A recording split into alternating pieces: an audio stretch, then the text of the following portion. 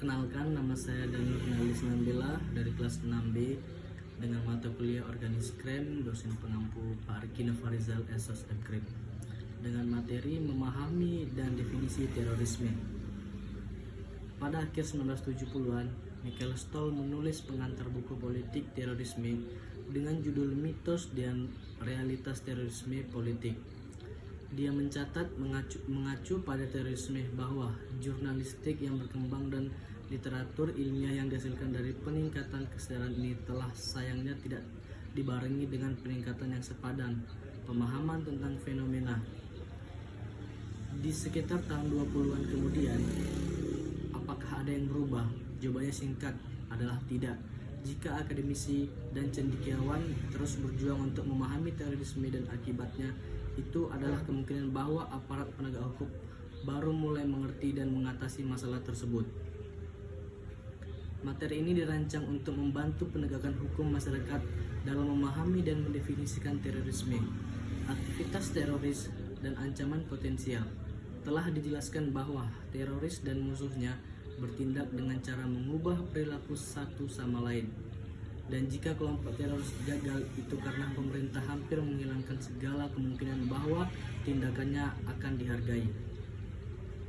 Jika personel penegakan hukum, khususnya analitis dan intelijen, memiliki dasar dan pemahaman yang kuat tentang terorisme, teoritis aktivitas, maka pemerintah dapat mengidentifikasi dan mengubah atau menghilangkan peluang perilaku dari mereka yang berusaha untuk melanggar atau melanggar langkah-langkah keamanan dalam negeri. Pemimpin organisasi teroris mungkin enggan melihat tujuan mereka tercapai dan organisasi berakhir. Teroris mungkin mencari keuntungan tambahan untuk mempertahankan moral kelompok, tetapi tidak untuk mengakhiri ketergantungan anggota pada organisasi. Yang mirip dengan beberapa banyak yang jalanan bekerja adalah penting bahwa para penegak hukum memiliki kesadaran yang tajam tentang ini, karena secara tradisional dengan penangkapan seorang penjahat akan ada penutupan kerangkaian kejahatan. Banyak kejahatan terjadi karena ada peluang untuk mereka berlangsung. Namun dengan terorisme, aktivitas atau peristiwa biasanya direncanakan dengan baik dan sekali berkomitmen, organisasi akan berkumpul kembali dan memulai strategi langkah selanjutnya. Sama seperti definisi terorisme yang berubah dekade, penyebab beberapa kelompok telah berubah seiring waktu. Ini memberi mereka kesempatan untuk mengumpulkan dukungan dari berbagai sektor dan menemukan kembali diri mereka sendiri dalam upaya untuk mempertahankan hidup, merekrut anggota baru, dan mendapatkan keuntungan. Mengidentifikasi terorisme sangat sulit karena berubah seiring waktu dan konteks sejarah. Mengidentifikasi terorisme telah sangat diperdebatkan dan ditulis selama beberapa dekade. Buku yang tak terhitung jumlahnya memiliki seluruh bab yang didedikasikan untuk topik ini. Ada banyak definisi kerja terorisme. Dalam terorisme, sebuah pengantar Jonathan Erowid memberikan 6 definisi resmi tentang terorisme. 5 di antaranya berasal dari lembaga-lembaga pemerintah Amerika Serikat.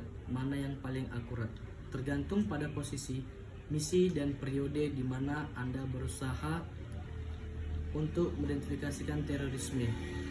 3 definisi yang lebih sering dikutip berasal dari FBI, Departemen Luar Negeri, dan Departemen Pertahanan Amerika Serikat.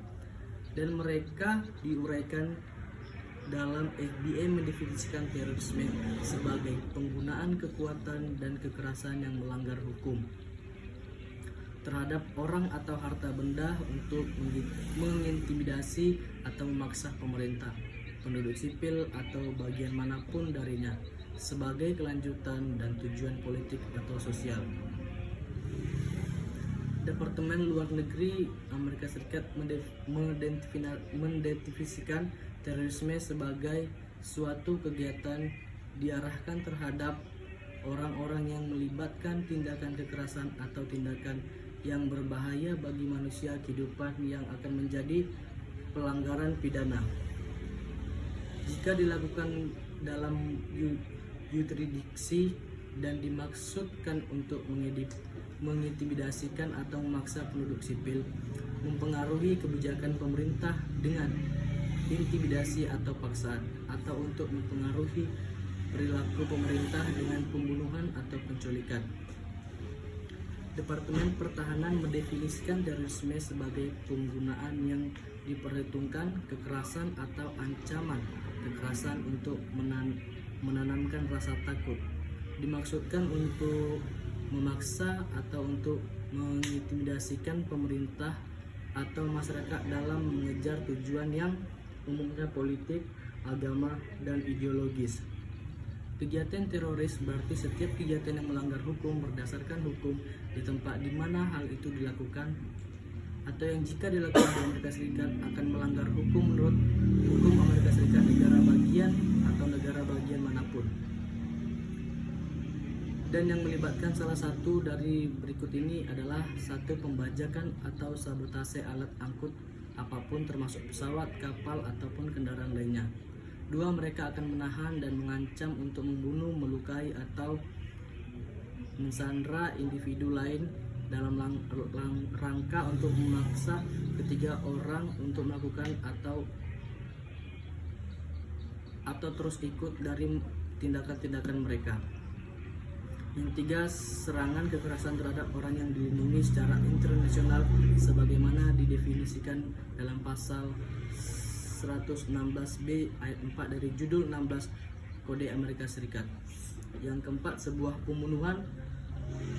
Yang 5. Penggunaan pada setiap agen biologis, agen kimia, atau senjata nuklir atau perangkat lainnya, bahan peledak atau senjata api, ancaman, upaya, atau korupsi untuk melakukan hal-hal tersebut.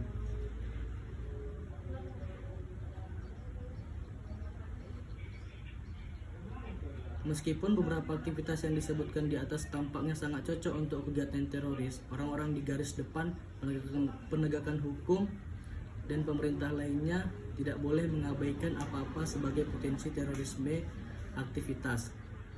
Sekian dari presentasi saya, terima kasih.